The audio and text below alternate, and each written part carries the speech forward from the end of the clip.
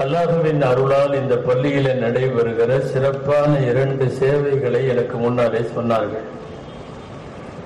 ஒன்று, மஸ்ஜித் சேவை குழுவின் மூலமாக ஏழைகள் கண்டறியப்பட்டு அவர்களுக்கு ஏற்றால் போல் உதவிகளை செய்து வரக்கூடிய ஒரு சேவை. இரண்டாவது, இந்த பள்ளிவாசலிலே ஒரு பைத்துல் மால் துவங்கப்பட்டு மஹல்லாவின் தேவையுடையவர்களை அடையாளம் கண்டு அந்த பைத்துல் மால் மூலமாக உதவி செய்யக்கூடிய ஒரு சேவை. இரண்டும் ஒருங்கிணைந்து எல்லா பள்ளிவாசல்களிலும் இல்லை என்றாலும் சில பள்ளிவாசல்களில், குறிப்பாக சென்னையில் இந்த பள்ளியில் நடைபெறுகிறது. அல்லாஹ் இதை காயுந்தாயமாக்கி நிரந்தரமாக்கி தருவானாக. இதிலே உள்ள புரவலர்களையும் பயனாளர்களையும் அல்லாஹ் இரண்டையுமே அதிகப்படுத்தி தருவானாக. இந்த சேவையினுடைய அவசியம் எதனால் ஏற்பட்டது, என்ன செய்கிறோம் என்பதை எல்லாம் எனக்கு முன்னாலே பேசியவர்கள் இங்கே சொன்னார்கள். அன்பிற்குரியவர்களே, நான் அது குறித்து மார்க்கத்தினுடைய பார்வையில் சில செய்திகளை மாத்திரம் உங்களிடத்தில் சொல்லி நான் நிறைவுக்கு வந்து விடுவேன். மார்க்கம் வணக்க வழிபாடுகளை பேசியதை போலவே அடுத்தவர்கள் நலனில் அக்கறை கொள்ளுவதை பேசுகிறது. 17வது ஜுசுவினுடைய சூரா ஹஜ் அத்தியாயத்தின் கடைசி பக்கத்தில் நீங்கள் இந்த வசனம் பார்க்க முடியும். ருகூ செய்யுங்கள், சுஜூது செய்யுங்கள், உங்கள் ரப்பை வணங்குங்கள். இந்த வசனத்தின் 2வது பார்ட், வஃஅலுல் கைர லஅல்லகும் துஃப்லிஹூன், நல்ல காரியங்களை செய்யுங்கள், நீங்கள் வெற்றி அடைவீர்கள். வணக்கத்தை பேசுகிறது, அடுத்தவர்கள் நலனில் அக்கறையை பேசுகிறது. புகாரி ஷரீஃபின் பிரபலமான அறிவிப்பு நீங்கள் அடிக்கடி கேள்விப்பட்டிருப்பீர்கள்.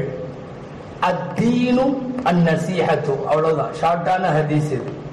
குழந்தைகள்லாம் மனப்பாடம் செஞ்சு வச்சிருக்கிற ஹதீஸ். அத்தீனு அந்நஸீஹத்து, தீன் என்றால் என்ன தெரியுமா? பிறர் நலன் நாடுதல், அவ்வளவுதான். தீனுக்கான ஆக சுருக்கமான விளக்கம். தீன் என்பது ருக்கு சுஜூது மட்டுமல்ல, தீன் என்பது நோன்பும் ஜக்காத்தும் மட்டுமல்ல. தீன் அந்நஸீஹா, பிறர் நலன் நாடுதல். ஹஜ்ரத் ஜரீர் இப்னு அப்துல்லாஹ் ரலியல்லாஹு அன்ஹு அவர்கள் அறிவிக்கிறார்கள், நபிகள் நாயகம் ஸல்லல்லாஹு அலைஹி வஸல்லம் அவர்களிடம் மதீனாவிலே அவர்களின் கரம் பற்றி இஸ்லாத்திலே சேரக்கூடியவர்களுக்கு நபி ஸல்லல்லாஹு அலைஹி வஸல்லம் பைஅத்தினுடைய வாசகம் சொல்லி தருவார்கள். நமக்கெல்லாம் தெரியும் இல்லையா, இணை வைக்க மாட்டேன், திருட மாட்டேன், விபச்சாரம் செய்ய மாட்டேன், அவதூறு சொல்ல, இப்படி எல்லாம் வரும். அதுல நான் இஸ்லாத்திலே சேருகிற போது நபி ஸல்லல்லாஹு அலைஹி வஸல்லம் எனக்கு சொல்லிக் கொடுத்த வார்த்தைகளில் இதுவும் இருந்தது. வன்னுஸ்ஹ லிகுல்லி முஸ்லிமின், எல்லா முஸ்லிம்களுக்கும் நான் நன்மையை நாடுவேன் என்பது இஸ்லாமிய பைஅத்தின் வாசகத்திலேயே இடம்பெற்றிருக்கிறது. ஆக அடுத்தவர்களின் நன்மையை நாடுவதற்கு பெயர் தீன், பிறர் நலம் பேணுவதற்கு பெயர் இஸ்லாம். இது இஸ்லாத்தினுடைய அடிப்படை கொள்கையாகவே இருந்திருக்கிறது. அந்த அடிப்படையில் தான் உலகமெல்லாம் இருக்கிற முஸ்லிம்கள் சமூக சேவைகளில், பொது நலன்களில் ஆர்வம் காட்டுகிறார்கள். சர்வதேச அளவில் நாம் நம்முடைய நாட்டை, மாநிலத்தை மட்டும் வைத்து பேசவில்லை. அது மஸ்ஜித் சேவை குழுவாக இருக்கட்டும், வெள்ள நிவாரணங்களிலே ஈடுபடக்கூடிய சகோதரர்களாக இருக்கட்டும், பல்வேறு மருத்துவ உதவிகளை, பல்வேறு கல்வி சார்ந்த அறப்பணிகளை, இதையெல்லாம் சேர்ந்து செய்து கொண்டிருக்கக்கூடிய முஸ்லிம் சமுதாயத்தினுடைய முதல் மந்திரம் அத்தீனு அந்நஸீஹத்து, மார்க்கம் என்றால் நலவை நாடுதல். நல்ல தமிழ்ல சொல்லுங்கன்னா, நம்ம எல்லாம் பாடமாக சின்னதுல கேள்விப்பட்ட அறம் செய்ய விரும்பு, அதுதான் அதனுடைய கான்செப்ட், வேற ஒண்ணும் இல்லை. வணக்கங்களையும் செய்ய வேண்டும், அடுத்தவர்களுக்கு வழங்குவதையும் செய்ய வேண்டும். இது குர்ஆன் முழுக்க எல்லா இடங்களிலும் அல்லாஹ் பேசுகிற செய்தி. நான் இங்க எனக்கு முன்னாடி சொன்ன மாதிரி கொடுக்க மாட்டேங்கிறாங்க நிறைய பேர். சுமார் இந்த மஹல்லாவில் கணக்கெடுத்தா எவ்வளவு தலைக்கட்டு இருக்கும், எவ்வளவு இந்த மஹல்லாவுடைய ஜமாத்தினுடைய மெம்பர்கள் தெரியல. சுமாரா 1400 தலைக்கட்டு. 1400 தலைக்கட்டுல மஸ்ஜித் சேவை குழுவுக்கு ஏதாவது தங்களால் இயன்ற உதவிகளை செய்பவர்களின் எண்ணிக்கைங்கிறது எவ்வளவு இருக்கும்? 100க்கு கீழே 30 பேர். கொஞ்சம் யோசனை பண்ணலாமே. அதாவது பள்ளி நிர்வாகிகளோ இமாமோ பாக்கெட்ல வைக்கிறதுக்கு உங்கள்ட்ட கேட்கல. மஹல்லாவில் ஏழைகளில் அடையாளம் காணப்பட்டிருக்கிறார்கள். அவங்க சொன்ன மாதிரி இனிமேல் உழைக்க முடியாது என்கிற கண்டிஷன்ல சமுதாயம் தான் அவர்களை பார்த்து கொள்ள வேண்டும் என்கிற நிலையில இருக்கிற ஏழ்மைகளை கண்டறிந்து அவர்களுக்கு வழங்குவதற்கு கேட்கிற போது அது 30 என்பது ஒரு பிரம்மாண்டமான யானை பசிக்கு என்னமோ சோழப்பூரி என்ற மாதிரி உள்ள அமைப்பிலே தெரிகிறது. இந்த 30 இன்னொரு சைபர் கூட்டி 300 ஆகிறதுக்கு இந்த விழா வித்திட வேண்டும். இன்ஷா அல்லாஹ். நீங்களும் சொல்லுங்களேன் இன்ஷா அல்லாஹ். பயப்படாதீங்க, துண்டெல்லாம் பேந்திர மாட்டோம். ஆமா, அது சம்பந்தமா பேசுறோம் அவ்வளவுதானே ஒழிய அதிரடி வசூலெல்லாம் இல்லை. இன்றைக்குரியவர்களை இதுல நமக்கு ஆர்வம் வேண்டும். கொண்டு போறது ஒண்ணும் இல்லை.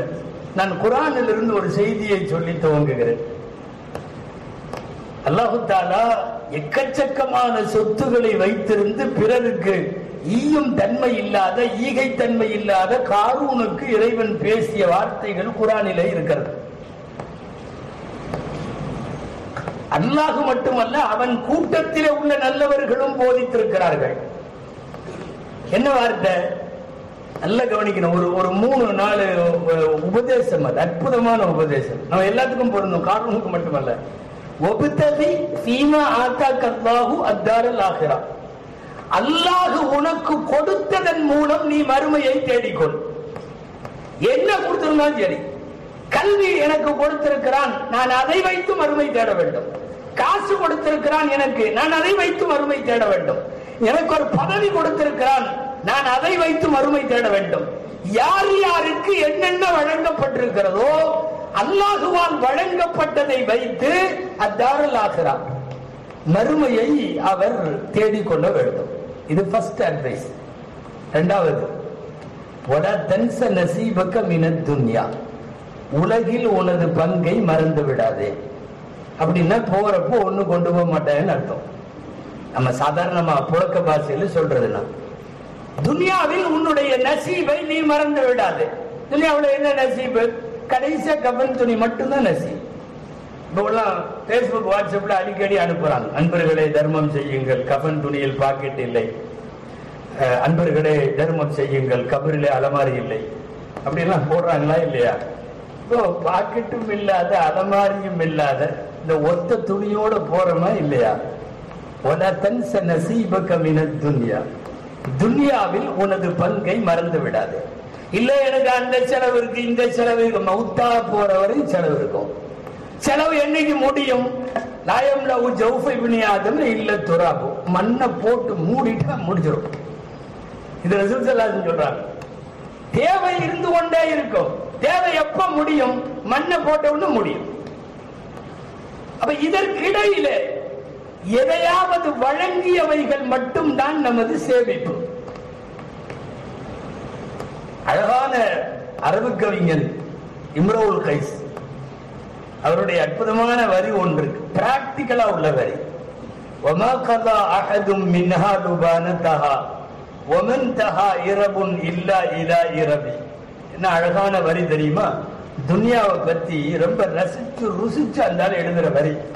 வமா கதா அஹதும் மின்ஹா லுபானதஹா, துன்யாவினுடைய லுபானா, அதனுடைய டேஸ்டை யாருமே அதை அனுபவிச்சு முடிக்கல. யாருக்கும் துன்யா வசப்படலன்னு வைங்களேன், யாருக்கும் அது கிடைக்கல ஒருத்தருக்கும். ஒமன் தஹா இரபுன் இல்லா இலா இரபி.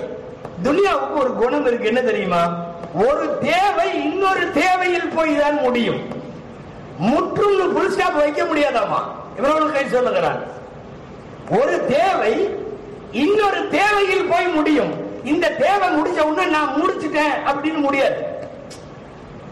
சும்மா நான் ஒரு உதாரணத்துக்காக சொல்றேன், நீங்க தப்பா நினைக்க வேணாம். யாராவது நல்ல வயசானவங்க ஒரு 80-90 வயசுல உள்ளவங்கள்ட்ட கேட்டு பாருங்க, அஜியார் உங்களுக்கு என்ன எல்லா கடமையும் முடிச்சிட்டீங்க, அல்ஹம்துலில்லாஹ் துனியாவில் நிறைவா வாழ்ந்துட்டீங்கலாம் சொல்லுங்க. அவர் அப்பதான் சொல்லுவார், இல்ல ஹஜ்ரத் பேத்திக்கு மாப்பிள்ளை பார்த்துட்டு இருக்கேன், இன்ஷா அல்லாஹ் அது முடிச்சுட்டா அப்புறம் எனக்கு ஒண்ணும் இல்ல ஹஜ்ரத், அல்லாஹ் கூப்பிட்டா போக வேண்டியதான் அப்படின்பாரு. பேத்தி கல்யாணம் முடிஞ்சிடும். நீங்க முடிச்சதை அடுத்து சந்திக்கிறப்ப ஆஜியார்னு கேட்பாருங்க, ஆஜியார் பேத்தி கல்யாணம்னு சொன்னீங்க அதுவும் முடிஞ்சிருச்சு அப்படின்னா, அதான் அந்த பேத்திக்கு ஒண்ணு பிறந்துச்சுன்னா கண்ணில் பார்த்துட்டு போயிடலாம் பாரு. இது என்னன்னா, ஒரு தேவை இன்னொரு தேவையில போய் முடியும். அந்த பேத்திக்கு அப்புறம் காது குத்து நடக்கும், அந்த அம்மாவுக்கு ஒரு ஏதாவது இது நடக்கும், சீர் நடக்கும், அப்படி போகும். இது ஒரு தேவை இன்னொரு தேவையில் போய் தான் முடியுமே தவிர என் தேவைகள் நிறைவடைந்து விட்டது என்பது எப்போது முடியும்? லாயம்லஹு ஜௌஃப இப்னி ஆதம இல்ல துராப், ஆதமுடைய மகனின் வயிற்றை மண்ணை தவிர வேறு எதுவும் நிரப்பாது. இது நபி ஸல்லல்லாஹு அலைஹி வஸல்லம் சொன்னது. அது அல்லாஹ் காரூனுக்கு அதன் வழியாக உலகத்திற்கு சொன்ன முதல் செய்தி, உனக்கு கொடுத்ததை வைத்து ஆகிரத்தை அடைந்து கொள். இரண்டாவது செய்தி, லா தன்ஸ நஸீபக மினத் துன்யா, உலகத்தில் உன் பங்கை மறக்காதே. அதுக்கு அடுத்தது, வ அஹ்சின் கமா அஹ்ஸனல்லாஹு இலைக், இறைவன் உனக்கு உபகாரம் செய்ததை போல் நீ அடுத்தவருக்கு உபகாரம் செய். நான் குர்ஆன்ல உள்ளது சொல்றேன், வேற யாரோ பெரியவர்கள் சொன்னது அது இது அது அதெல்லாம் இல்ல, டைரக்டா குர்ஆன்ல உள்ள வசனம். வ அஹ்சின் கமா அஹ்ஸன, அல்லாஹ் உனக்கு கொடுத்ததை போல். அப்படின்னா உனக்கு இறைவன் நிறைய வழங்கி இருக்கிறார், அந்த வழங்கியதற்காக நீ கொடுக்க வேண்டும். உன்னை வயிறு நிரம்ப வைத்திருக்கிறான், அந்த வயிறு காலியாக உள்ளவனுக்கு நீ தர வேண்டும். உன்னை ஆரோக்கியத்தோடு வைத்திருக்கிறான், அந்த ஆரோக்கியம் தப்பி போய் அட்மிட் ஆயிருப்பவர்களுக்கு நீ தர வேண்டும். அல்லாஹ் நம்மளை எப்படி வச்சிருக்கான், எப்படி வச்சிருக்கான்னு தெரிஞ்சுக்கிறதுக்கு சில பேர் நம்மள்ட்ட உள்ளத அந்த கதிர விலங்கலாம்பாங்க. நம்மளுடைய அல்லாஹ் என்ன வச்சிருக்கான் ஒண்ணும் வேணாம், அப்படி ஒரு ரவுண்டு ராயப்பேட்டை ஜிஹெச்சுக்குள்ள போயிட்டு வந்தீங்கன்னா நம்மளை அல்லாஹ் எப்படி வச்சிருக்கான்னு தெரிஞ்சு போயிடும். நீங்க அங்க போவீங்க, புற்றுநோய் பிரிவு, அல்லாஹ் நமக்கு இல்ல.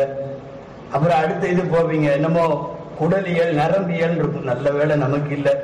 முடக்குவாத பிரிவு, நல்ல வேளை நமக்கு இல்ல. காச நோய் பிரிவு, நல்ல வேளை நமக்கு இல்ல. நீங்க உள்ள போயிட்டு வெளியே வர்றதுக்குள்ள 1000 அல்ஹம்துலில்லாஹ் சொல்லணும்.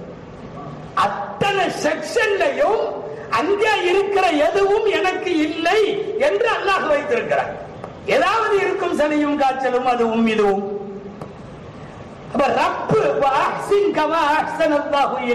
அல்லாஹ் உனக்கு உபகாரம் செய்ததை போல் நீ அடுத்தவர்களுக்கு செய்.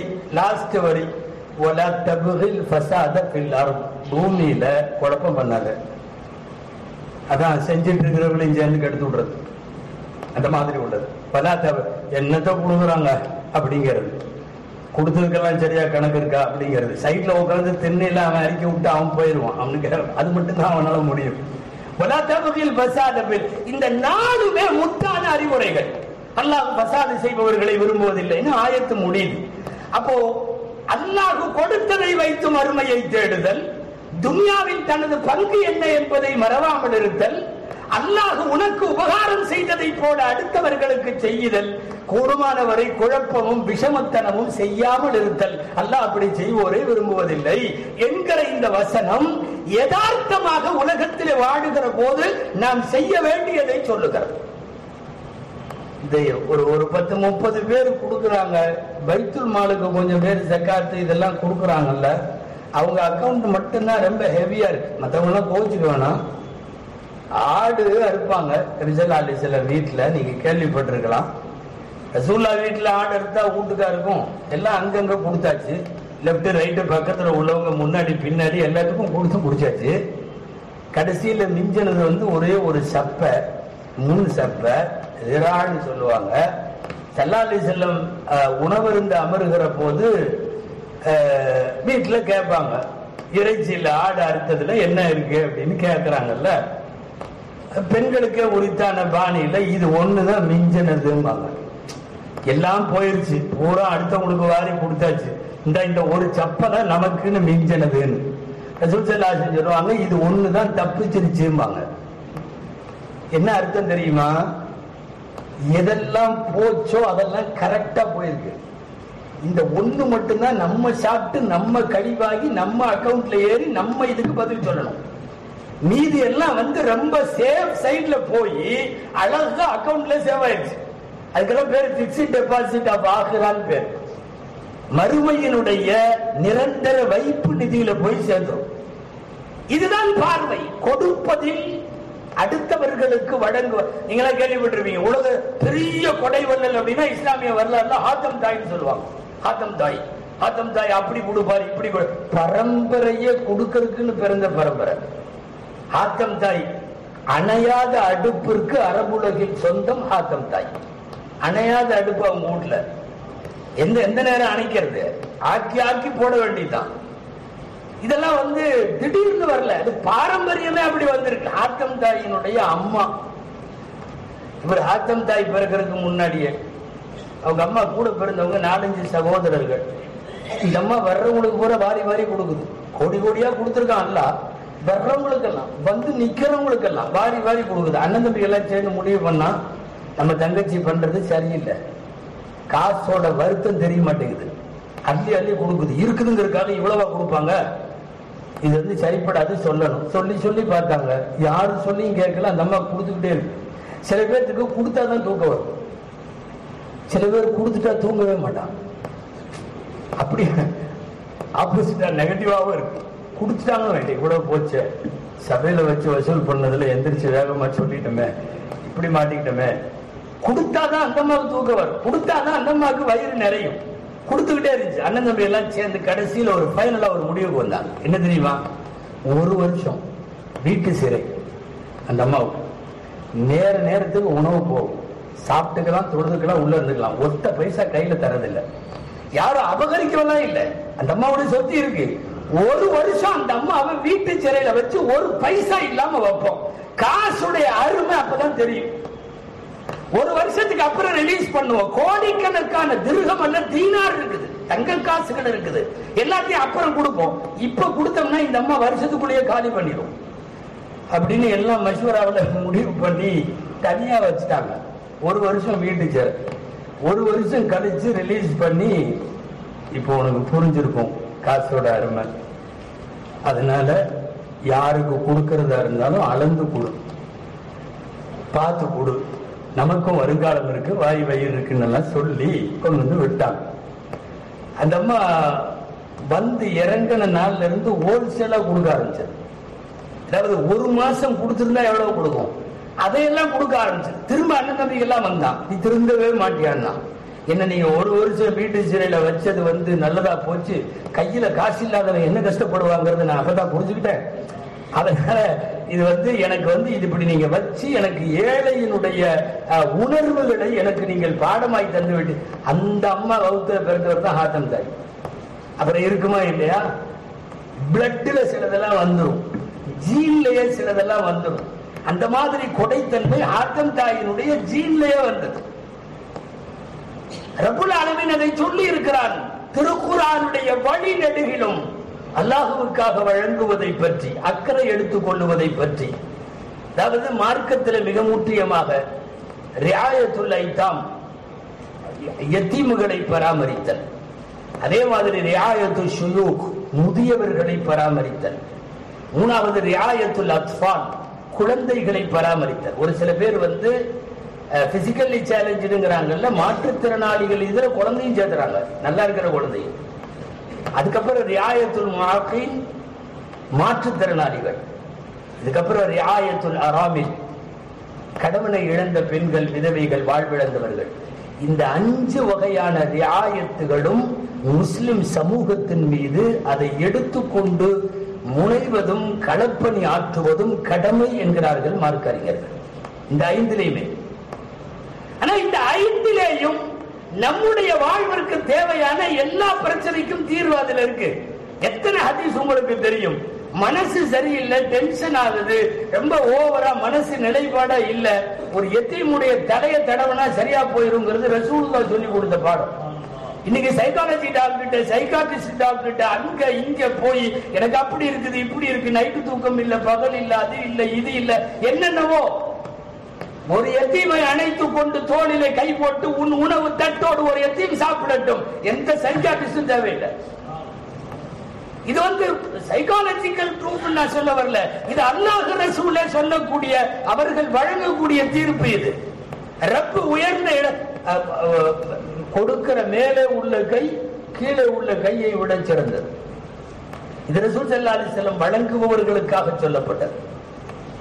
சில பேர் ஆயிஷா அம்மா போன்றவர்கள் வழங்குகிற போது கூட நாம மேல அவங்க கீழேன்னு வந்துடக்கூடாதுங்கிறதுக்காக கொடுக்க வர்றப்ப மேல கை வச்சு கொடுக்க மாட்டாங்களாம், தட்டுல வச்சு இப்படி நீட்டுவாங்களாம் சரிசமமா.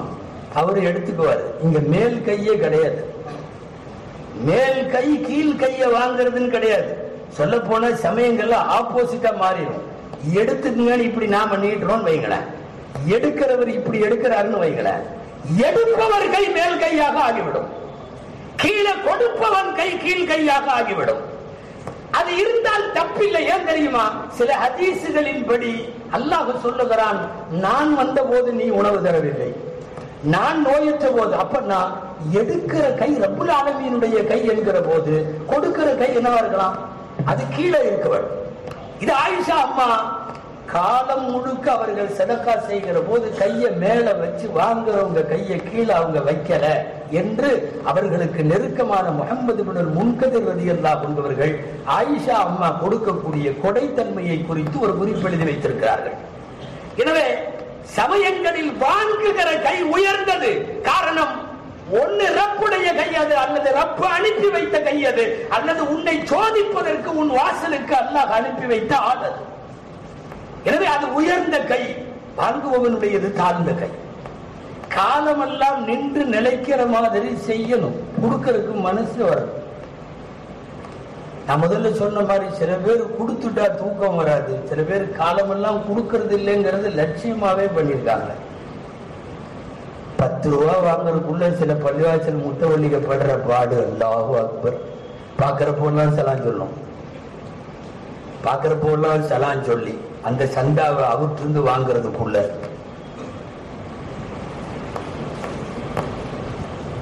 நீங்க கேள்விப்பட்டிருப்பீங்க, ஃபகீர்கள்லாம் சேர்ந்து ஒரு சங்கம் ஆரம்பிச்சாங்களாம். மசாவர்கள்லாம் இருக்காங்கல்ல ஃபகீர்கள், அவங்க எல்லாம் சேர்ந்து ஒரு சங்கம் ஆரம்பிச்சிருக்காங்க. சும்மா ஏதாவது பேர் வச்சுங்களேன், லட்சணத்திற்கு உட்காரா அப்படின்னு வச்சுங்க. ஏழைகள் பிச்சைக்காரர்களுடைய நலவாழ்வு மையம் அப்படின்னு என்னமோன்னு தொடங்கிட்டாங்க. தொடங்கிட்டு ஊர்லயே பெரிய ஆள் ஒருத்தருக்கார், பணக்காரர். பணக்காரரா இருக்கிறவங்க எல்லாம் பெரியாருலாம் சொல்ல முடியாது, தர்ற மனசு உள்ளவன் தான் பணக்காரன். இவர் கோடீஸ்வரர்னு தரலன்னு அவர்லாம் பணக்காரர் கிடையாது. சரி, போய் அவர்கிட்ட முதல்ல வாங்குவோன்னு ஒரு நோட்டை போட்டுட்டு போய் பிஸ்மில்லான்னு கையில கொடுத்து, நீங்க ஏதாவது எழுதுனீங்கன்னா நாங்க அதை ஊர்ல காட்டி இந்த மாதிரி நாட்டாம எழுதிட்டாரு அல்லது இவர் எழுதிட்டாரு, நீங்களும் எழுதுங்க, நாங்க சொல்லுவோம், ஒரு நல்ல அமௌண்ட் எழுதுங்க அப்படின்னு சொல்லி பிஸ்மில்லான்னு 1000 ரூபாயில ஆரம்பிச்சாங்க அவர்கிட்ட. அது கல்ல கூட தேய்ச்சிடலாம், கரைச்சிடலாம், அது அவ்வளவு சீக்கிரம் கரையாது. நம்மள்ட்ட எல்லாம் இல்லைன்ட்டார். வேடிக்கையா சொல்லுவாங்க, நோட்டு கொண்டு வந்தவங்கள்ட்ட கேட்டாரா நீங்க என்ன எழுதுனீங்கன்னு.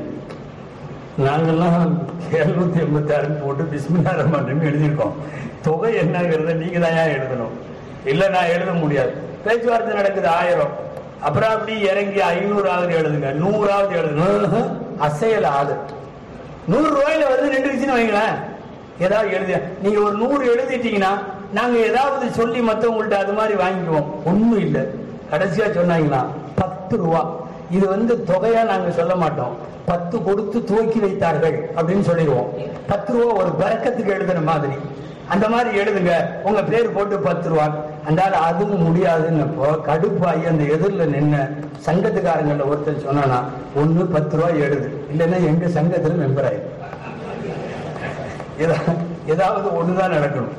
நீ அது கூட எழுத முடியலன்னா அதுக்கப்புறம் நீ நாட்டாமையா இருக்கிறதுல, நீ பணக்காரனா இருக்கிறதுல, அதாவது வழங்குவதற்கு மனம் வராது. இன்னொன்னு, வணங்குவதின் மூலம் அடைகிற சுவன பேரு அது சொல்லி மாடாது. உங்களுக்கு தெரியும், கேள்விப்பட்டிருப்பீங்க. பஷீர் இப்னுல் ஹசாசியா அப்படின்னு ஒரு சஹாபி ரலியல்லாஹு அன்ஹு ரசூல் ஸல்லல்லாஹு அலைஹி வஸல்லம் ஃபர்ஸ்ட் இஸ்லாத்துல சேர்றதுக்கு வர்றவரு, நான் இஸ்லாத்துல சேர்றேன், ஆனா 2 கண்டிஷன்ங்கிறார், 2 நிபந்தனை. சில பேர் அறியாம அப்படியெல்லாம் வந்து பேசுனது உண்டு ரசூலுல்லாஹி ஸல்லல்லாஹு அலைஹி வஸல்லம். என்னன்னா, இந்த ஜிஹாதுக்கு கூப்பிடுறப்ப என்னால வர முடியாது. 2வது, இந்த வருஷம் இந்த ஜக்காத் எல்லாம் கொடுக்க சொல்றீங்கன்னா அது என்னால கொடுக்க முடியாது. இந்த 2 தவிர மார்க்கத்தினுடைய அத்தனை சட்டையும் ஏற்றுக்கிறேன்னு சொன்னாரு. அவர் பேரு பஷீர் ரலியல்லாஹு அன்ஹு. அப்ப நபி ஸல்லல்லாஹு அலைஹி வஸல்லம் விசாரிக்கிறாங்க ஏன் என்னன்னு. அவருக்கு ஃபுல் டீடைல் சொல்றாரு. ஏன் ஜிஹாதுக்கு வர மாட்டேன்னா, பெரும்பாவங்கள் ஒரு 7 பாவங்கள் சொல்றீங்க, 7-8 பாவங்கள். அதுல ஒரு பாவம் என்னன்னா, போர்க்களத்தில் புறமுதுகு காட்டி வர்றது பெரும்பாவம் இருக்கு. போய் ஏதாவது ஏடா கூடமா நமக்கு ஆகி நம்ம திரும்பி வந்து அப்படி ஒரு பெரும்பாவம் பண்றதுக்கு போகாம இருந்துடலாம்ல. ரொம்ப அட்வான்ஸா கணக்கு போட்டிருக்காரு அவர். ஏன் போவானே, போயிட்டு ஏதாவது இக்கட்டாகிறப்ப திரும்பி வருவானே, போகாம இருந்துடலாம். சரி, ஜக்காத் ஏன் கொடுக்க மாட்டீங்க? என்கிட்ட ஒரு ஒட்டகம் இருக்கு, அதுல பால், அதனுடைய சவாரி, அதனுடைய இது, அதை வச்சுதான் சாப்பிட்டு இருக்கேன். நான் ஏதாவது ஜக்காத்து கொடுக்கறதா இருந்தா அதை வித்து தான் கொடுத்துட்டே இருக்கணும். கொஞ்ச நாள்ல என் ஒட்டகம் முடிஞ்சு போயிடும். அதனால ஜிஹாதை விட்டுருங்க, ஜக்காத்தை விட்டுருங்க, நான் வந்து மத்ததெல்லாம் ஏத்துக்கிறேன். நபி ஸல்லல்லாஹு அலைஹி வஸல்லம் இந்த 2ஐயும் சொல்லும் போது ஜக்காத்தை குறிப்பா அவர்கிட்ட விசாரிச்சுட்டு, பிம தத்குலுல் ஜன்னா, இதெல்லாம் இல்லாம நீ எதை வச்சுக்கிட்டு சொர்க்கம் போவேன்னு கேட்பாங்க நபி ஸல்லல்லாஹு அலைஹி வஸல்லம். நமக்கு இந்த வார்த்தை முக்கியம். என்ன வார்த்தை தெரியுமா? நீங்கள் வழங்குவதால் தான் அது சுவனத்திற்கான சாவி. நீங்கள் கொடுக்கிற போதுதான் சுவனத்திற்கான பெர்மிட்டட். அது நீங்க துருப்புச்சீட்டே அதுதான். கொடுக்க வேண்டும், தாராளமாய் கொடுக்க வேண்டும், நல்லதா கொடுக்கணும்.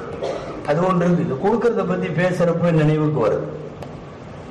பெரும்பாலும் ரம்ஜான்ல சொல்றது உண்டு. சில பேர் கொடுக்கறதுக்குன்னே மட்டமா வாங்குவாங்க. கொடுக்கறதுக்குன்னு மட்டமா. நீங்க ரம்ஜான்ல போய் பாருங்களேன், அப்படியே டி நகர் பக்கம், எம்சி ரோடு பக்கம், அந்த பக்கம் எல்லாம் போனீங்கன்னா பயங்கரமா இவர் இறங்குற காரு பல லட்சம் ரூபாய் காரு, பென்ஸ்ல இறங்குவார். இறங்கி உள்ள போய் இந்த கொடுக்கற மாதிரி சேலை எடுத்து போடுங்க பாரு. அவனும் கரெக்டா எங்க இருந்தோ அடியில கையை விட்டு எடுத்து போடுவான். தூசி சுருள பறக்கும், பூரா தூசி பறக்கும். என்னன்னா அது கொடுக்கறதுக்குன்னு உள்ள சேலை. நீ உன் வீட்டுக்கு எடுப்பியா? கண்ணியமானவங்களுக்கு யாருக்காவது அன்பளிப்பு கொடுக்கறதா இருந்தா எடுப்பியா? ஏழையின் கையில வழங்குவது, அல்லாஹ்வின் கையில் வழங்குவதுன்னா நீ போய் இப்படி அற்பமா தேடி எடுக்கலாமா? கொடுக்கறதுக்கு கொடுங்கன்னு கேட்பார். அதுக்கப்புறம் கேட்பார் தனியா, அடுத்து இதை விட்டுருங்க, வீட்டுக்கு உடுத்துற மாதிரி எடுங்கம்பார். ஆனா அப்பதான் பெரிய பெரிய அந்த கண்ணாடி இதையெல்லாம் திறப்பான். ரொம்ப ஹைஃபையா உள்ள டிசைன்ஸ் எல்லாம் அப்பதான் வரும். இதுல கொடுமை என்ன தெரியுமா? கடை பேர்லாம் வேணாம், வரிசையா எம்சி ரோட்ல பாத்தீங்கன்னா சில கடையில எல்லாம் இருக்கும், எங்களிடம் ஜக்காத் சேலைகள் கிடைக்கும் போடுங்க. எவ்வளவுக்கு எவ்வளவு போச்சு பாத்தியா ஜக்காத்து?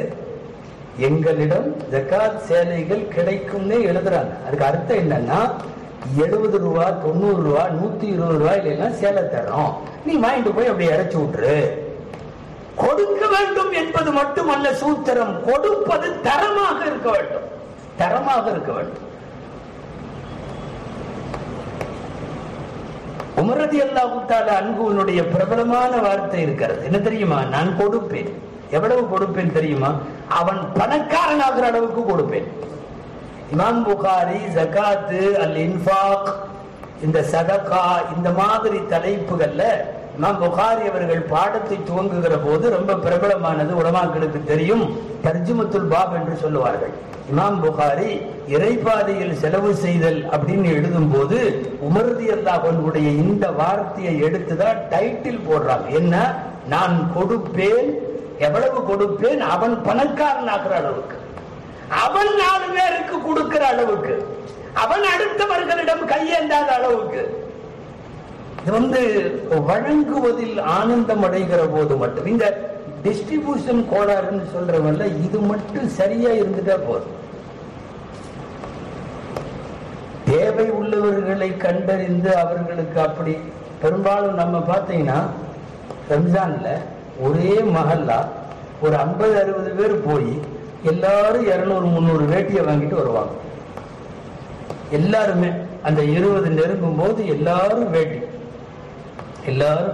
ஒரு முசாவர் அப்படியே ஒரு ரவுண்டு வந்தாருன்னு வைங்களேன். அவர் லைலத்துல் கத்ர் முடிச்சு பெருநாளைக்கு முன்னாடி எண்ணி பார்த்தாருன்னா 70 வேட்டி இருக்கும். இல்ல கொஞ்சம் யோசனை பண்ணுங்க, 70 வேட்டி அவர் எப்ப உடுத்துவார்? 70 வேட்டி அவர் என்ன செய்வார்? எல்லாரும் சில பேர் வேட்டி 50 ரூபா, வேட்டி 20 ரூபா, பெண்ணா இருந்தா ஒரு சேலை 50 ரூபா. இப்படியே இப்ப என்ன ஆகுதுன்னா, நீங்க எங்க வாங்கிட்டு வந்தீங்களோ அந்த வண்ணாரப்பேட்டை சைட்லயே போய் இந்த 80 வேட்டி எடுத்துட்டு இவர் பெருநாளைக்கு அடுத்த நாள் போவார். நான் பொய்யா அவதூறாவெல்லாம் சொல்லல, நான் சென்னையில நடக்கிறத சொல்றேன். பல ஊர்களையும் கூட நடக்கிறது. அது எடுத்துட்டு போவார். எடுத்துட்டு போய் 80 வேட்டி கொடுத்துட்டாங்க, ஒரு 10 வேட்டி வேணா நான் வச்சுக்கிறேன், மிஞ்சி 70 வேட்டிக்கு ஏதாவது ஒரு விலையை போடு. அது ஏற்கனவே ஈனத்தனமா ஒரு விலையை தான் வாங்கியிருக்கிறாங்க. அதுல பாதியை போட்டு கிடைக்கிற காசு கிடைக்கட்டும்னு சொல்லி கொடுக்க, யார் யாருக்கு என்னென்ன தேவை என்பதை அறிந்து இப்ப இல்லாத வீடுகளுக்கு மளிகை சாமான்கள் போகிறது, படிக்கிற கஷ்டமா இருக்கிறவனுக்கு கல்வி செலவு போகிறது, மருத்துவமனை பேஷண்ட்டுக்கு மாத்திரை மருந்துகளுக்கு செலவு போகிறது. இப்படி தேவை அறிந்து கொடுக்க வேண்டும். எனவே பாத்திரம் அறிந்து பிச்சை எடுதல் ஒன்று, தேவை தெரிந்து கொடுக்குதல் ஒன்று. இது எல்லாம் பங்கீட்டு குளறுபடிகள். இதையெல்லாம் செய்வதற்காகத்தான் இது போன்ற பைத்துல் மால்களோ மஸ்ஜித் சேவை குழுக்களோ இவைகள் எல்லாம் இருக்கிறது. யாருக்கு என்ன தேவை? ரசூல் ஸல்லல்லாஹு அலைஹி வஸல்லம் பாணி மஸ்ஜித் சேவை குழுங்கிறது. பள்ளிவாசல்ல உட்கார்ந்துட்டு தேவை உள்ளவங்க யாராவது வந்தா கேட்டாங்கன்னா யாரு கொடுக்கிற அளவுக்கு இருக்கிறதோ அவங்கள்ட்ட கனெக்ட் பண்ணி விடுறது ரசூலுல்லாஹ்வுடைய வேலை. இந்த வேலை தான் இவங்க செய்யறாங்க, வேற ஒண்ணும் இல்லை.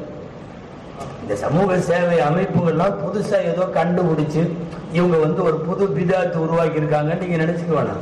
ரசூல் ஸல்லல்லாஹு அலைஹி வஸல்லம் இடத்துல வெளியூர்காரர்கள் வந்தால், விருந்தாளிகள் வந்தால், மார்க்கத்தை தெரிந்து கொள்ள வந்து சமயங்களில் கையில ஒரு பைசா இல்லாமல் நிற்பார்கள். திண்ணை தோழர்களிலே நிறைய பேர் இருப்பார்கள். என்ன செய்வாங்க? யாரு தரும் நிலையில இருக்கிறார்களோ அவங்கள்ட்ட ஒரு கனெக்டிவிட்டி, அவ்வளவுதான். இந்த கனெக்டிவிட்டி தான் வேண்டும் என்கிறோம். சமயங்கள்ல கேட்டு விடுவாங்க, சில வீடுகள்ல இருக்காது. அப்படியெல்லாம் கஷ்டப்பட்டிருக்கிறாங்க திண்ணை தோழர்கள். யாரோ 2-3 பேருக்கு ஒண்ணுமே இல்லையா, அபூ ஹுரைரா ரலியல்லாஹு அன்ஹு கூப்பிட்டு, அது ஒரு நகைச்சுவை. அபூ ஹுரைரா ரலியல்லாஹு அன்ஹு கூப்பிட்டு உஸ்மான் ரலியல்லாஹு அன்ஹு வீட்டுல போய் இவங்களுக்கெல்லாம் ஏதாவது சாப்பிட்றதுக்கு வாங்கிட்டு வாங்க. அபூ ஹுரைரா ரலியல்லாஹு அன்ஹு எதுலையுமே ஸ்ட்ரைட் ஃபார்வர்ட், அந்த நெளிஞ்சு குறைஞ்செல்லாம் இல்லை, அப்படியே சொல்லிடுவாங்க. விறுவிறுன்னு போனாங்க. இங்க உட்கார்ந்து இருக்கிறது எதிரில் உமர் ரலியல்லாஹு அன்ஹு இவங்க எல்லாம் இருக்காங்க. விறுவிறுன்னு போனவர் கொஞ்ச நேரத்துல திரும்பி வந்தார். மா வஜத்து உஸ்மான் ஃபீ பைத்தி, உஸ்மான் ரலியல்லாஹு அன்ஹு வீட்டுல இல்ல அப்படின்னாரு. அப்படியா, சரி. ஸல்லல்லாஹு சொன்னாங்க, ஜுபைர் ரலியல்லாஹு அன்ஹு வீட்டுக்கு போ, ஜுபைர் வீட்டுக்கு போ, அங்க ஏதாவது கொடுப்பாங்க, கொண்டு வந்து கொடுத்து. விறுவிறுன்னு போனார். சரப்புல திரும்பி வந்து மா வஜத்து ஜுபைர் ஃபீ பைத்தி, ஜுபைர் ரலியல்லாஹு அன்ஹு வீட்டுல இல்லைன்றார். இந்த ஒவ்வொரு தடவையும் இல்லைன்னு வர்றப்போலாம் உமர் ரலியல்லாஹு அன்ஹு ஒரு மாதிரி பாக்குறாங்க. போற இடமெல்லாம் ஏதாவது கொண்டு வருவாரு பார்த்தா, வரும்போதெல்லாம் ஒண்ணு, அப்புறம் 1-2 இடத்துக்கெல்லாம் அனுப்பிச்சு போற இடம் பூரா இல்லைன்னு வந்தார். உமர் ரலியல்லாஹு அன்ஹு கடைசியில அபூ ஹுரைரா ரலியல்லாஹு அன்ஹு நகைச்சுவையா சொன்னாங்களாம், லவ் தஹப்த இலல் பஹரி லஜஃபா, நீங்க உட்காருங்க, நீங்க கடலுக்கு போனா தண்ணி இருக்காது, போற இடமெல்லாம் இல்லை என்று சொல்லிவிட்டு வருவதால் நீங்கள் கடலுக்கு போனா தண்ணி இருக்காது, நான் போய் வாங்கிட்டு வர்றேன். இங்க என்ன தெரியுமா, பள்ளிவாசலில் தேவை உடையவர்கள் திண்ணையில இருக்கிறார்கள். அந்த தேவையை நிவர்த்தி செய்பவர்கள் சில பேர் வீடுகளில் இருக்கிறார்கள், அல்லது அவர் வீடுகளில் அந்த தேவையை நிவர்த்தி செய்யும் பொருள் இருக்கிறது. இந்த ரெண்டையும் ஏற்படுத்துகிற வேலையை பெருமானார் ஸல்லல்லாஹு அலைஹி வஸல்லம் அவர்கள் செய்கிறார்கள். இது எனவே அந்த அடிப்படையில் பார்க்கிற போது உலமாக்கள் மீதும் உமராக்கள் மீதும் இந்த கடமை உண்டு. இந்த கடமை இல்லாதவர்களை தெரிவு செய்வதும் இருப்பவர்களோடு இணைத்து விடுவதும். இந்த வேலை நபிகள் ஸல்லல்லாஹு அலைஹி வஸல்லம் இருந்து வருகிறது என்கிற போது அதை எல்லாமே செய்யணும். உம்மத்தை பாதுகாக்கிற பணி என்பது அதுதானே. ரசூல்மார்களை ஆடு மேய்க்க வச்சது சும்மா இல்லை. ஹதீஸ்ல வருது இல்லையா, எல்லா ஆடு மேய்ச்சாங்க, நானும் மேய்ச்சல் வருது இல்ல. மாமின் நபியின் இல்லா வகத் ரஅல் கனம், எல்லா நபியும் ஆடு வைத்தார்கள். அது அந்த யா ரசூலல்லாஹ், அல்லாஹ்வின் தூதரே நீங்களும் ஆடு வைத்தீர்கள், நீங்களும் ஆடு வைத்தீர்கள். நான் குன்து அர்ஆஹா அலா கராரித் லி அஹ்லி மக்கா, ஆம் நான் மக்காவாசிகளுக்கு சில நாணயங்களுக்கு நானும் ஆடுகள் மேய்த்திருக்கிறேன். அல்லமா இப்னு ஹஜர் ரஹிமஹுல்லாஹ் புகாரி ஷரீஃபினுடைய விரிவுரையாளர் இந்த ஹதீஸை பதிவு செய்யும் இடத்தில் நபிமார்கள் ஆடு மேய்த்தது ஏன் என்கிற போது 3 காரணங்கள் எழுதுகிறார்கள். அல்லமா இப்னு ஹஜர் ரஹிமஹுல்லாஹ். ஒன்னு, கியாமுல் அம்ரி பில் உம்மா, இந்த உம்மத்துக்கு என்னென்ன செய்யணும், எப்படி பார்க்கணும், பாதுகாக்கணும், என்னென்ன மேற்கொள்ளணுங்கிறத பூரா ஆடு மேய்க்கிற போது அல்லாஹ் சொல்லிக் கொடுத்தான். இது முதல் பாடம். 2வது பாடம், வாயில்லா ஜீவனாக பிராணிகளிலேயே குறும்பு செய்யாத பிராணி என்று அறியப்படுகிற ஆட்டை மேய்ப்பவனுக்கு இரக்க சிந்தனை அதிகமாக வரும். நபிமார்கள் ஆடுகளை மேய்ப்பதன் மூலம் உம்மத்திற்கு அவர்கள் அருளார்ந்து இருப்பார்கள், அவர்கள் இரக்க சிந்தனையோடு கருணை மனப்பான்மையோடு இருப்பார்கள் என்பது 2வது காரணம். 3வது, அல் ஹிஃப்து மினல் அது, ஆடு இருக்கிற இடமெல்லாம் ஓநாய் நிச்சயமாக இருக்கும். எதிரிகளிடமிருந்து கட்டாயம் பாதுகாத்தாக வேண்டும் உம்மத்தை. ஓநாய்களிடமிருந்து ஆட்டை காப்பாற்ற பழக்குகிற ரப்பு உம்மத்துகளை எதிரிகளிடமிருந்து உம்மத்தை பாதுகாக்கிறான். இப்படி 3 பயிற்சிகள் ஆடு வைப்பதன் வழியாக அன்னலாருக்கு தந்தான் என்று எழுதுவார்கள் ஹாஃபிஸ் இப்னு ஹஜர் ரஹிமஹுல்லாஹ் அவர்கள். உண்மை அதுதான். பெருமானார் ஸல்லல்லாஹு அலைஹி வஸல்லம் அவர்கள் இந்த உம்மத்தினுடைய என்னென்னவெல்லாம் களப்பணிகள் உண்டோ அதற்கான முன்னேற்பாடுகளை எல்லாம் செய்திருக்கிறார்கள் பெருமானார் ஸல்லல்லாஹு அலைஹி வஸல்லம். எத்தனை அதாவது ஒரு சேர்ல ஜம்முன்னு அப்படியே உட்கார்ந்துட்டு எல்லாம் நடக்கட்டும், ரசூல் ஸல்லல்லாஹு அலைஹி வஸல்லம் அந்த மாதிரி இருக்கல. ஃபீல்டு ஒர்க்னு சொல்றாங்கல்ல, அதுல இறங்கினவங்க நபி ஸல்லல்லாஹு அலைஹி வஸல்லம்.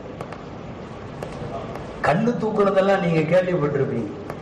கந்தக்கு தோன்றப்ப கல்லு தூக்குனான், குபா பள்ளிவாசல் கட்டும் போது கல்லு தூக்குனான். இந்த ஹதீஸ்களை எல்லாம் படிச்சா தெரியும் எவ்வளவு ஃபீல்டு ஒர்க்கரா இருந்திருக்காங்க ரசூல் ஸல்லல்லாஹு அலைஹி வஸல்லம். கந்தக்கு குழிய நோன்றதை பத்தி அனஸ் ரலியல்லாஹு சொல்றாங்க, வஹுவ யன்குலு துராப் வகத் வாரத் துராபு ஃபீ பயாதி பத்னிஹி. ஆடையில கொஞ்சத்தை மட்டும் ஒரு துண்டு மாதிரி மேல போட்டு மம்மட்டியை எடுத்து தோண்ட தோண்ட தோண்ட செம்மண் பெருமானாரினுடைய வெள்ளையான வயிறு முழுக்க மண்ணாக இருந்தது. வகத் வாரத் துராபு ஃபீ பயாதி பத்னிஹி. அதாவது கிட்டத்தட்ட நாம ஒரு கட்டிட தொழிலாளி, வியர்வை சிந்த உழைக்கிற தொழிலாளி எப்படி குழிக்குள்ள இறங்கி கடத்துல இறங்கி பணியா அதை செய்திருக்கிறார்கள் ஸல்லல்லாஹு அலைஹி வஸல்லம். நான் சும்மா சான்றுக்காக 1-2 சொல்றேன். கல்லை தூக்குகிறார்கள் குபா பள்ளிவாசலுடைய கட்டிடத்துல. அந்த மஹல்லாக்காரங்க குபா பகுதியில் இருந்தவங்க அப்பதான் முகமது ரசூலுல்லாஹ்வை முழுமையாகவும் முதலாகவும் பார்த்தவர்கள். பதட்டப்பட்டு அவசரப்பட்டு ஓடி போய் நீங்களாமா கல் தூக்குவீங்க அப்படின்ட்டு வேகமா போகும்போது அந்த கல்லை வாங்க முற்பட்ட போது நபி ஸல்லல்லாஹு அலைஹி வஸல்லம் 2 வார்த்தை சொன்னார்கள். அழகான வார்த்தை. என்ன தெரியுமா? என்னை விட நீங்க 2 பேரும் தூக்குறதுல ஒன்னும் பலசாலி இல்லை.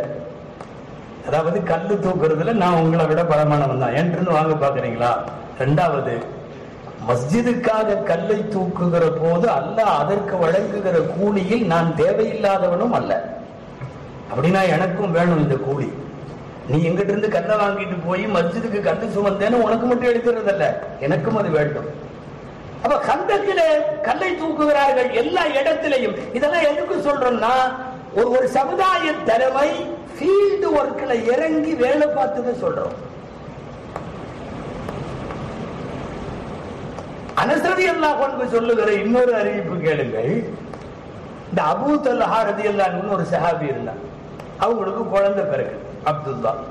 முதல்ல குழந்தைய ரசூலுல்லாஹ்ட்ட தூக்கிட்டு போய் இந்த தஹ்னீக் செய்வாங்கல்ல, ஏதாவது பேரிச்சம்பழத்தை மெண்டு அந்த ரசூலுடைய எச்சிலை அந்த பேரிச்சம்பழத்தை குழந்தைக்கு வாயில சுவைக்க கொடுக்கிற தஹ்னீக் என்கிற செயல்.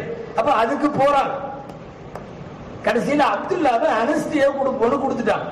அனஸ் ரலியல்லாஹு அன்ஹு சொல்றாங்க, நான் அபூ தல்ஹாவின் மகன் அப்துல்லாவை தூக்கி கொண்டு ரசூலுல்லாஹ்விடத்தில் தஹ்னீக் செய்வதற்காக நான் கொண்டு போனேன். ஹமல்து பி அப்துல்லாஹ் இப்னி அபீ தல்ஹத லியுஹன்னிக ரசூலுல்லாஹ். போனப்ப ரசூலுல்லாஹ் என்ன செஞ்சாங்க? வஃபி யதிஹில் மீசம் வயஸிமு இப்ல ஸதகா. ரசூலுல்லாஹ்வுடைய கையில இந்த பைண்ட் எழுதுறது, குறி போடுறது, இப்ப கறிக்கட்டை பைண்ட் பிரஷ் எல்லாம் சொல்றமே, கையில அந்த கருவியை வைத்துக் கொண்டு சதகாவுடைய ஒட்டகத்துக்கு மேல இது சதகாவோட ஒட்டகம், இது ஜகாத்துடைய ஒட்டகம்னு எழுதிட்டு இருந்தாங்க ரசூலுல்லாஹ். நான் குழந்தையை கொண்டு போனேன், அதை வச்சுட்டு வந்து இந்த குழந்தையை கையில வாங்கி சுவைக்க கொடுத்து அந்த குழந்தைக்கு நபி ஸல்லல்லாஹு அலைஹி வஸல்லம் எச்சிலை வைத்தார்கள் அப்படின்னு வர்ற ஹதீஸ்ல, அது ஏதோ போறது போகட்டும், நம்ம இந்த ஹதீஸ்ல சத்தம் இல்லாம யோசிக்கணும். நின்றுட்டு இருக்கிற ஒட்டகத்துல எல்லாம் நம்பர் போடுப்பா அப்படின்னு ஒரு கண்ணை காட்டினா அதை பார்க்கறதுக்கு எத்தனை பேர் இருக்காங்க? இதுவெல்லாம் சிறந்த பாடம். அடுத்தவர்களின் வாழ்வை தூக்கிவிட நம்மால் இயன்றதை செய்ய வேண்டும் என்பதுதான் மஸ்ஜித் சேவை குழுவா இருந்தாலும் சரி, பைத்துல் மாலா இருந்தாலும் சரி, எந்த சமுதாய நற்பணிகளை செய்ய வேண்டும் என்று இருக்கிற அக்கறை சார்ந்த அத்தனை அமைப்புகளுடைய சூத்திரம் அறம் செய்ய விரும்பு என்பதுதான். அதைத்தான் குர்ஆனும் ஹதீஸும் மாறி மாறி வலியுறுத்துகிறது. ஸல்லல்லாஹு அலைஹி வஸல்லம் அதை வாழ்ந்து காட்டி வலியுறுத்தி இருக்கிறார்கள். அன்பிற்குரியவர்களே, பெருமானார் ஸல்லல்லாஹு அலைஹி வஸல்லத்தினுடைய இந்த வழியில் தான் இதுவெல்லாம் இன்றைக்கு இந்த பள்ளிவாசலிலே கூட ஆரம்பிக்கப்பட்டு கண்டிருக்கிறது, களம் கண்டு அது போய்கொண்டிருக்கிறது முன்னேற்றத்தில். யாராவது இல்லாதவர்கள் வீட்டுக்கு, அதுக்கு நம்ம அட்ரஸ் கூட தெரியணும்னு அவசியம் இல்லை, அவங்க வீட்டுக்கு ஏன் காசு போகுதுன்னு அதுல ஒரு பந்தா வந்துடக்கூடாது. அல்லது நாம வாட்டில பேட்டி கொடுத்துருவோம், வார வாரம் நம்ம சோறு தான் அந்த வீட்டுல அப்படின்னு அறிக்கை விட்டா இருக்கிறதெல்லாம் கேட்டு போயிடும். அப்போ ஆளே தெரியாவிட்டாலும் ஒரு குழு அதற்கு பொறுப்பேற்று தேவை உள்ளவர்களுக்கு கொண்டு போய் சேர்க்கிறது என்று தெரிந்தால், நான் ஒரு வீட்டுக்கு தர்றேன் அப்படின்னு முன் வரலாமே. நம்ம என்ன அவ்வளவு இல்லாதவங்களா? தாராளமா தரலாமா? இன்ஷா அல்லாஹ். நிறைய இடங்கள்ல இன்ஷா அல்லாஹ் சொல்லுவீங்க. இது கடைசியில வந்து பேர் எடுக்கிற மாதிரி ஆகக்கூடாது. உங்களுடைய பொறுப்புக்கு விடுகிறோம். நான் சொன்னது போல், துவக்கத்தில் சொன்னது போல் 30-300 ஆக வேண்டும். ஒரு ஏழை குடும்பத்திற்கு ஒரு வாரத்திற்கு தேவையான ஏதாவது ஒரு 1000-2000 எவ்வளவு? 1200 ரூபாய். ஒரு 1200 ஒரு குடும்பத்திற்கு போவதற்கு இங்க சொன்னாங்க. ஸ்டூடெண்ட்ஸ் எல்லாம் கொடுக்குறாங்க. ஸ்டூடெண்ட்ஸுங்கிறவங்க சம்பாதிக்கல, அவங்களுக்கு செலவுக்கு அவங்க வீட்லயோ யாரோ கொடுக்கறதுல இருந்து அவங்க சேவ் பண்ணி கொடுக்குறாங்கிறப்போ ஜம்முன்னு அக்கௌண்ட்ல நிறைய வச்சுட்டு இருக்கிறவங்க எல்லாம் கொடுக்கலாமா இல்லையா? இந்த புதுசா கொடுக்குற யாராவது ஒரு 2 பேர் கையை தூக்குனீங்கன்னா இந்த விழா ஜெயிச்சிருச்சுன்னு அர்த்தம். 1, 2, மாஷா அல்லாஹ் 3, 4 நிறைய வருது. அல்லாஹ் கபூல் செய்வனாக. இவங்க எல்லாம் இன்ஷா அல்லாஹ் அடுத்த இதுல இருந்து மஸ்ஜித் சேவை குழுவினுடைய இந்த உதவியில் அவர்கள் பங்கேற்றுக் கொள்வார்கள். அல்லாஹு ஜல்ல ஷானுஹு தஆலா இந்த சேவையை தொடர்ந்து நீடித்து தருவானாக. நற்காரியங்களை தொடர்ந்து செய்யவும் அதிலே நாம் பங்கேற்கவும் அதற்கான மன உத்வேகத்தை அல்லாஹ் நமக்கு வழங்குவானாக. ஜஸாக்குமுல்லாஹு கைரல் ஜஸா வ ஆகிரு தஅவானா அல்ஹம்துலில்லாஹி ரப்பில் ஆலமீன்.